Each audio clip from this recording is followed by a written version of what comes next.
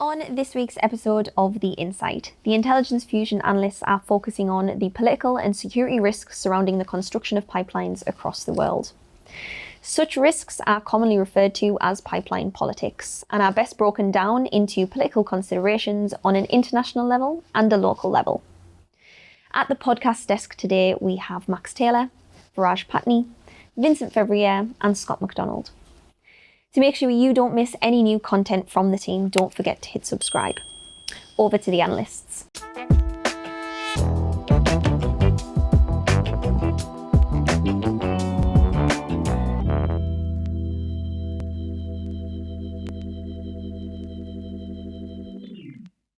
This week's podcast focuses on the political and security-related risks associated with pipelines and their construction. The risks are often referred to as pipeline politics and can be divided into two distinct categories.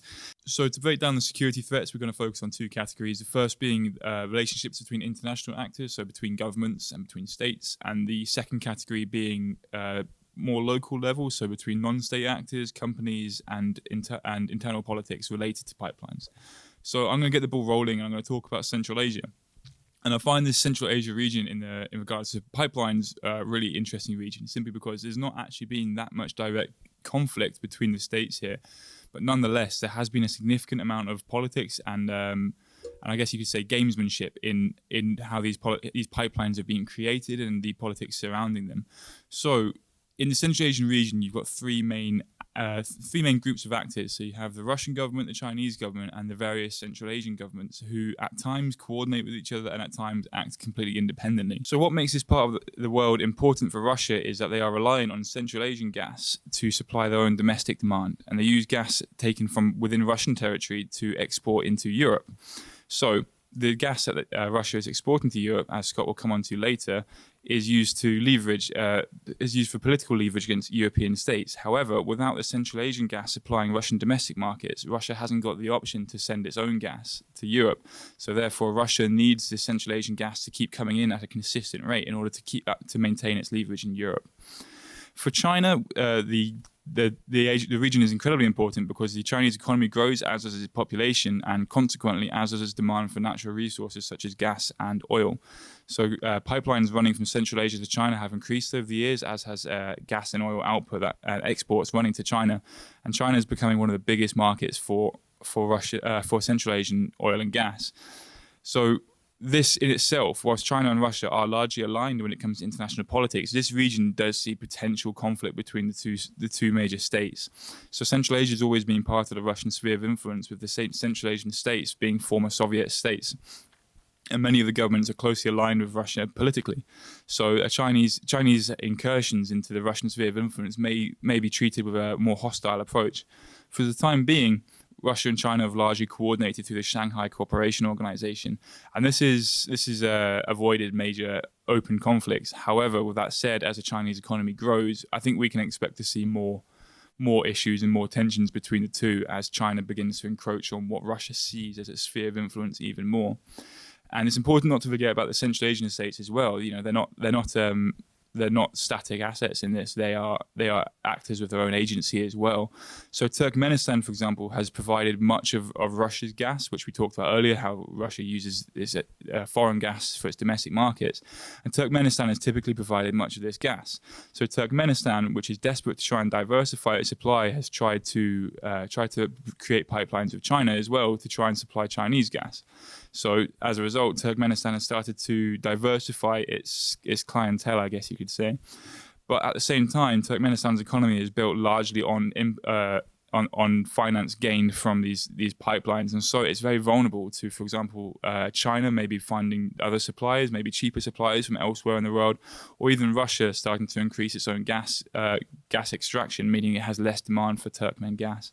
So this region really is important, and with all these individual states in mind, it's important to try and think of each one as independently.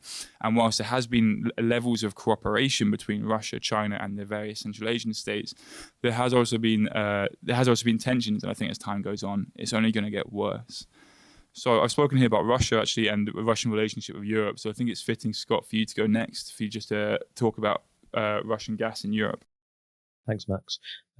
So in terms of looking at pipeline politics in Russia and Northern Europe, we would be discussing Gazprom's Nord Stream and Nord Stream 2 pipelines.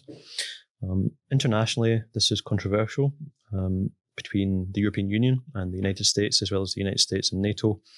From the American point of view, they're sitting wondering why they're providing so much investment and troop numbers in Europe, particularly in Poland and in Germany, when the European countries, the Western European countries, are looking to get increased gas supplies from Russia, essentially giving them the backdoor key. And in fact, we've seen yesterday the American announcement that they're going to withdraw 11,900 troops from Germany, which I think we could see as a related to the construction of Nord Stream 2.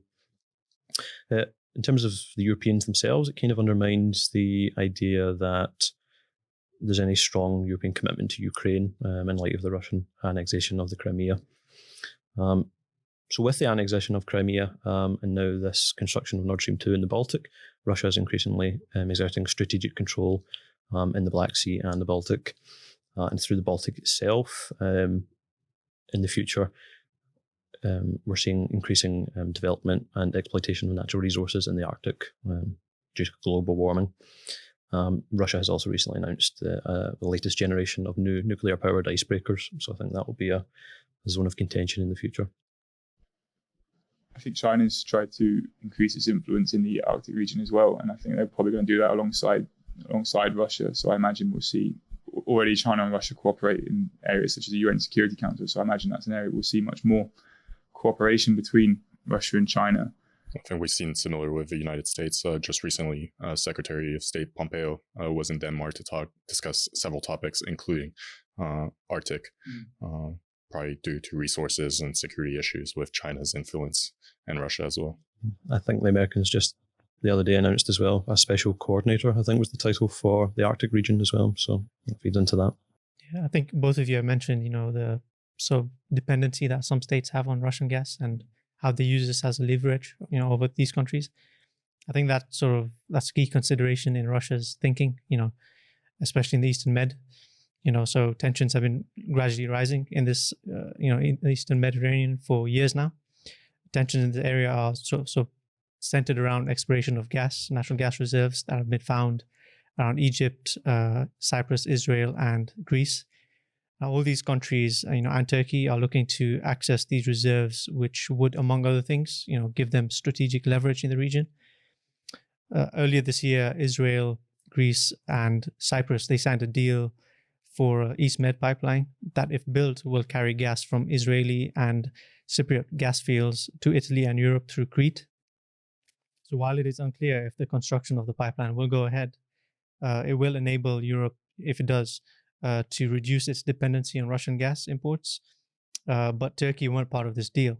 So Turkey, whose energy needs are also growing, and they are also not signatories of the 1982 United Nations Convention regulating maritime boundaries, and Greece have long been involved in a dispute over claims to oil and gas reserves over Cyprus.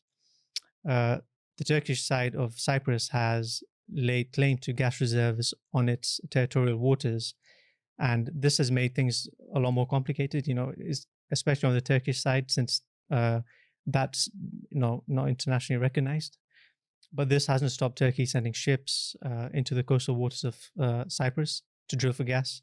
The signing of the two deals between Turkey and Libya late last year on maritime boundaries and military cooperation has increased tension further. So, as part of this deal with the UN-backed Libyan government, Libya's maritime borders meet up with Turkey's maritime borders, and this maritime border, together it sort of cuts across the proposed route of the East Med gas pipeline. As part of this agreement, Libya and Turkey will launch joint maritime exploration activities and acquire. This sort of enables them to acquire a position of strength in decisions concerning gas pipelines crossing these sections of the seabed. This has caused tensions to rise with Italy, with Greece, Israel, and the EU as well. So last year, the EU, they adopted a sanctions regime that targets individuals or entities, involved in or responsible for unauthorized drilling activities of hydrocarbons in the Eastern Mediterranean. Egypt is also another country that could, significantly benefit from these gas reserves in the Mediterranean. So I think it was in 2015 where they discovered the Zohr field, just off the Egyptian coast. This is so far the largest gas find in the Mediterranean Sea. Egypt has turned into a net exporter of natural gas over the last few years, and with its existing infrastructure, Egypt could also ship significant quantities of LNG to Europe.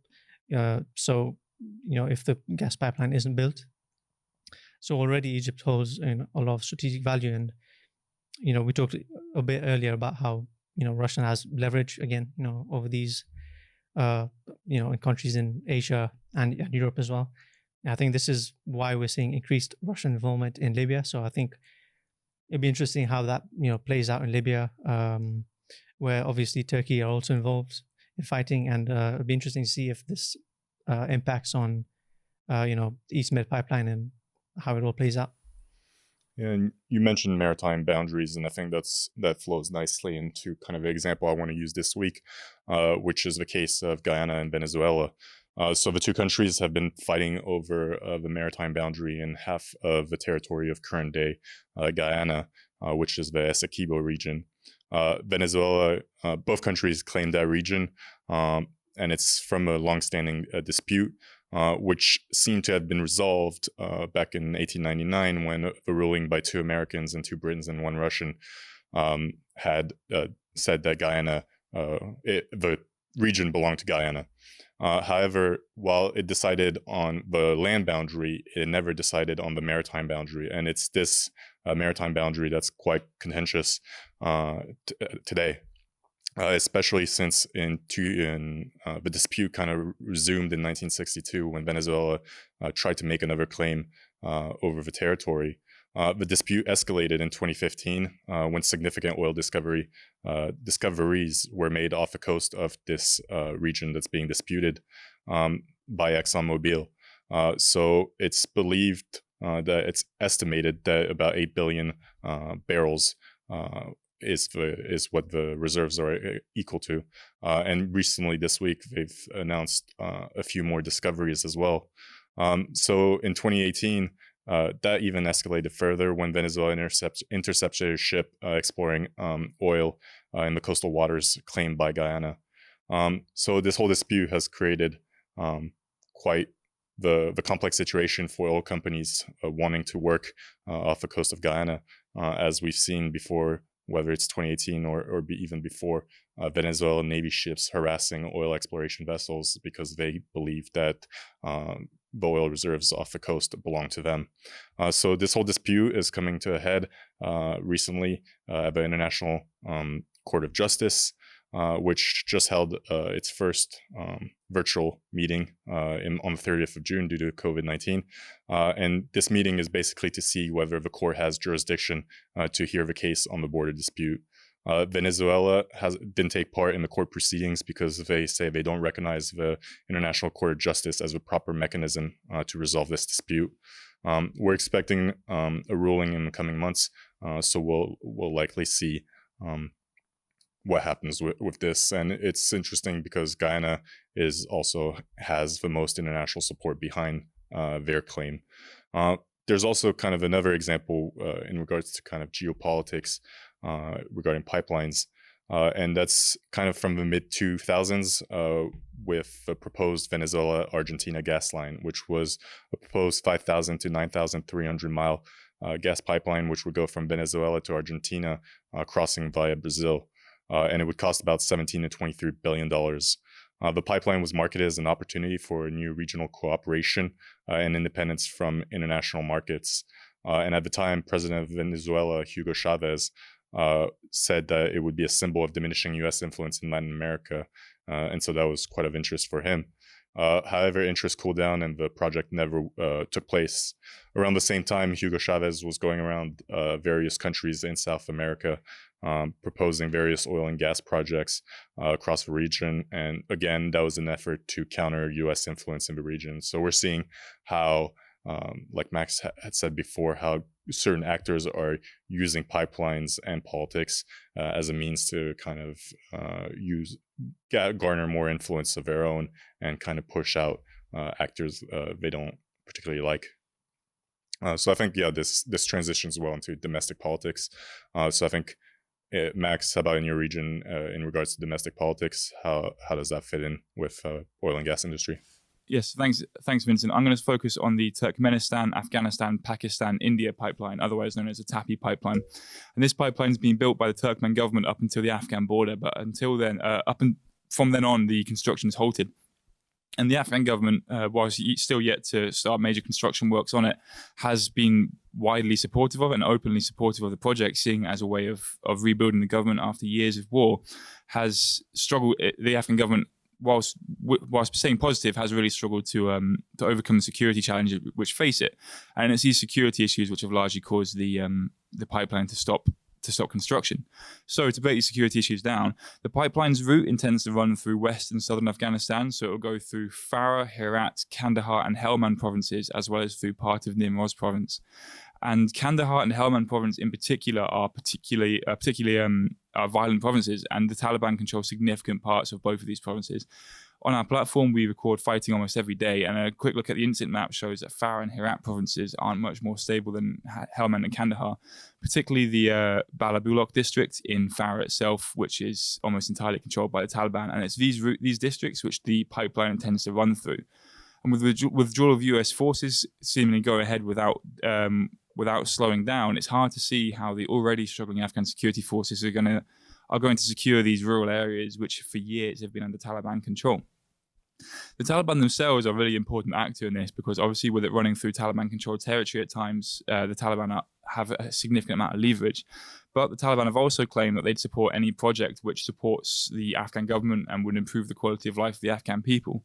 But like most militant groups, often the rhetoric coming from central leadership doesn't always translate into actions on the ground. And there have been cases of local level Taliban commanders attacking officials affiliated with the TAPI project.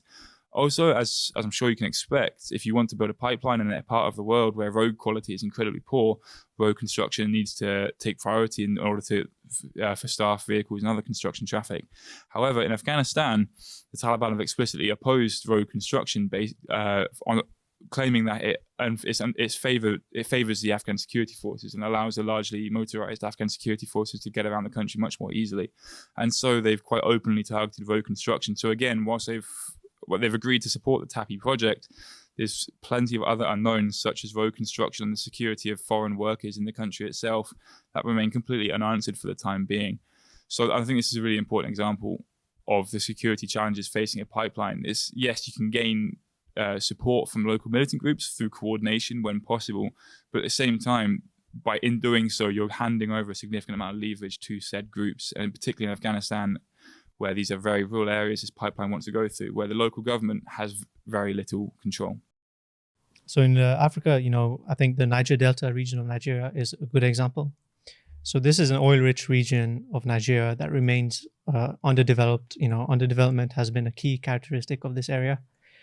And what's worse is, things like oil spills and the impact that this is having on the environment and people's livelihoods. Like fishing, for example, which millions of people depend on for income. Over 2,000 oil spills have reportedly not been cleaned. So it remains an issue in this area, and anger has led to disillusionment, and this has caused some to turn to violence or militancy. So while this has died down, over the past couple of years, such as attacks on oil installations, other sort of illicit activities such as oil theft, illegal refining of oil, kidnapping as well, they continue because much of these grievances still remain in place. I think it'll be interesting with the COVID-19 crisis, given the impact that this crisis is having on economies that largely rely on oil for income. The situation has worsened significantly in Nigeria, so it's sort of translated itself into budget cuts. So in Bayelsa State, for example, the budget has been cut from 242 billion naira to 183 billion naira. And I think we can't forget, the cascading economic impact that COVID-19 is having as well. And it'll be interesting to see how, unemployment and the impact on living conditions will possibly lead to a rise in insecurity and maybe in militancy. I think it's quite interesting that you mentioned COVID-19 having an impact because I did see that in Guyana, ExxonMobil wasn't able to kind of bring in staff to the country for a while because due to the lockdowns and the various travel restrictions or border closures that are taking place. So I'm sure that's something that we not only see in Guyana but elsewhere where oil projects have slowed down due to those restrictions, which is, I guess, more kind of in our first section of international politics and relations in regard to border closures. I think in regards to my examples of how kind of domestic politics impact kind of the sector, I want to use two examples. So the first is Guyana, but it's in regards to their current political crisis that they're going through. So they held elections in March, in which the current president lost but refused to step down despite several court challenges and international pressure to do so. In the type of international pressure that we've seen right now has been that the U.S. has announced that it would place visa restrictions on individuals responsible for being complicit in undermining democracy in Guyana. So it's unclear yet to who that might be. It could be the president himself, President Granger, or anybody from kind of his party. We've seen the U.S. before put sanctions on countries like Venezuela, is the western neighbor of Guyana, and they tend to escalate these tensions as time goes on. So there's a risk that as the U.S., if this political tension continues domestically in Guyana, the U.S. imposes further sanctions, which might hurt Guyana's new oil industry before it even has the chance to properly take off. Delays in the resolution to this political situation has also cost the country millions of dollars because of delays taking place. And stability and predictability are key considerations for companies to invest in a country. And therefore, with the current political crisis going on, it could have an impact on future developments in the country. However, with oil reserves that have been discovered of the coast, at the moment, I don't think that's likely, but it all depends on how this political situation turns out. And we've seen as well Suriname, which is the eastern neighbor of Guyana, go through its own elections recently. And there was also a risk that analysts weren't sure as to whether the president would step down. However, he has, and the transition has been peaceful, which is good because they as well have discovered significant oil reserves off their own coast. So we're seeing how kind of domestic politics and elections play a role in the oil and gas industry in those countries, especially, again, with Guyana. With the new administration, if the opposition comes in, there might be new regulations put in place, whether environmental or economic, including the renegotiation of contracts with oil and gas companies regarding exploration and production. So that's something to keep an eye on in the future. The second kind of example I want to use is also the relationship between countries and governments, oil companies, and indigenous populations. So in this regard, the example I want to use is Peru with the Norperuano Pipeline, which is a pipeline that goes from the Loreto region in the Amazon to the coast. And it's got a long history of spills, with at least 20 spills reported between 2016 and 2019, including 3 in the span of 5 months in 2016, which led to the closure of a pipeline, but it reopened in 2017. The pipeline is controversial in that it runs through indigenous lands where villages and populations rely on local rivers for their water supply, whether it be for their own consumption or for agricultural land. And so every time there's a spill from the pipeline, it creates tension with the indigenous community. And so we've seen these communities take action before, whether through direct attacks on the pipeline. So we've seen them rupture the pipeline in November 2018 over a dispute regarding local elections in which they said electoral fraud took place.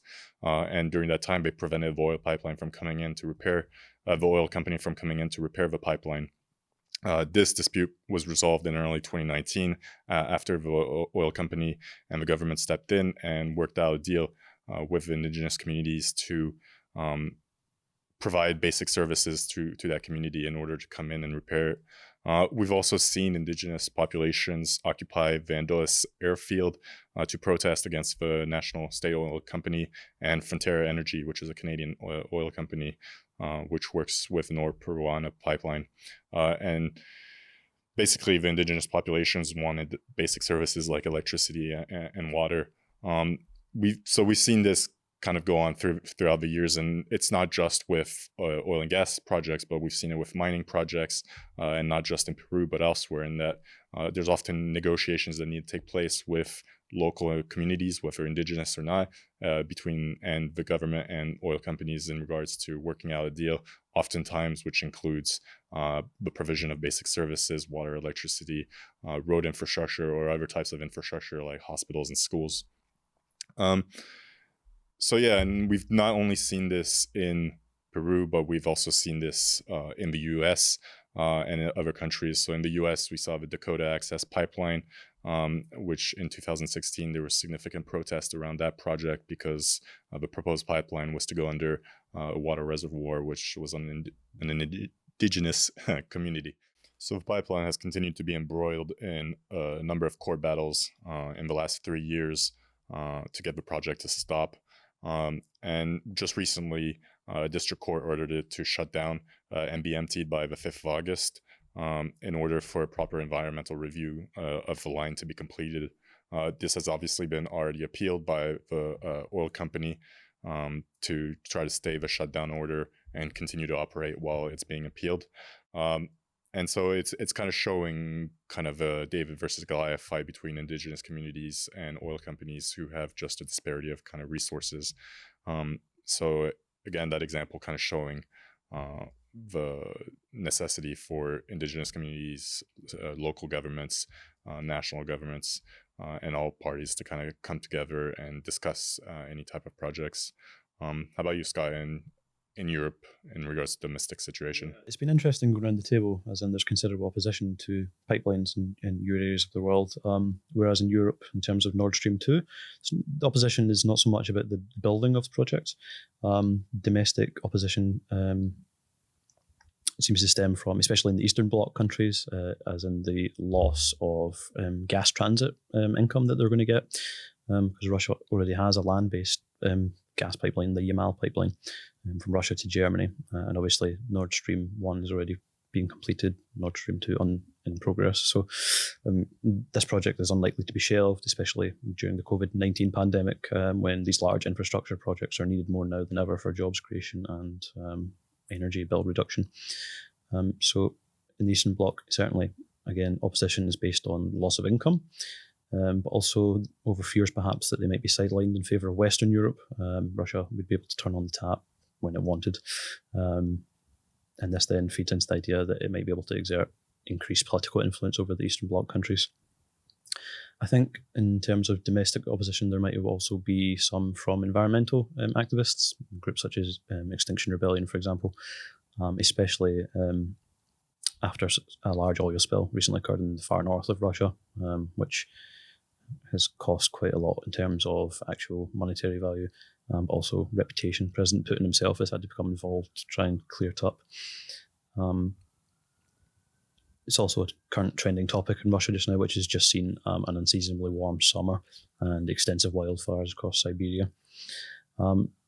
Domestically, within Russia itself, Putin has the opportunity to score a domestic win. He's currently experiencing a bit of a lull in popularity. However, if he somehow manages to secure a strategic win over the West, combined hopefully with some fall in domestic gas rates, there's the opportunity for him to come off better. Great. Well, I think to kind of finish, as we've done previous episodes, kind of just do a round robin of how kind of geopolitical relationships and domestic relationships have a business impact on these companies. Max, do you want to start us off? Yeah, I think with my region in particular, it's more at the local level where business is affected. So I spoke about the TAPI pipeline earlier, and I think that really highlights the importance of security in these areas, because at the end of the day, you are running a static pipeline which is unprotected in the majority of its areas through, at times, war-torn countries. So whilst these projects do have the backing of the government, you do have to take into account, is the government able to protect not only the pipeline itself, but also the staff that are going to be working on the pipeline. So I think from a security perspective, not having situational awareness of the country, and not only the country's politics, but also the internal dynamics within that country's security situation, is pivotal for many of these pipelines as they run across often quite dangerous parts of the world. Right. I think a key thing to look out for for this year, or maybe the next couple of years, is the increased militarization of in the Eastern Med, and how this might impact shipping. Domestically, I think it'll be interesting to see if and how COVID-19 impacts Nigeria. I think we will see more protests surrounding unemployment, living conditions, and I'm sure oil infrastructure will be targeted. Scott? So generally, Europe probably one of the more safer continents. However, I think perhaps Nord Stream might have the potential for more saber rattling between the Baltic countries and Russia in terms of their navies, and also perhaps for bloc countries such as Ukraine, the ongoing conflict there, increased Russian influence, might tip that situation one way or another, and perhaps into increased hostility. However, I think the project itself, in terms of wider Europe, hopefully the idea is to reduce the cost of energy prices in terms of gas. So you might see increased infrastructure building, stuff like that, especially as Europe, as a general whole, shifts away from coal and energy, nuclear energy. Gas is on the up, essentially. Yeah, and I think in my region, I think it hits on a few points you guys have already made, but I think time and money.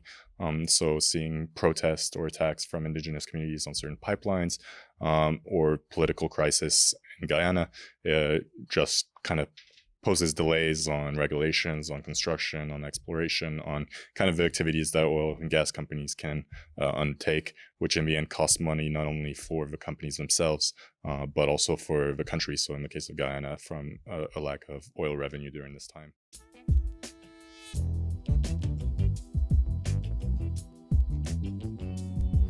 Thank you very much, team, and thank you to our listeners across all of our podcast channels. If you enjoyed this week's episode, you know what to do. Please like, share, and even drop us a comment on the video. Next time, the IEF team will be back to discuss China's growing influence across the world. See you then.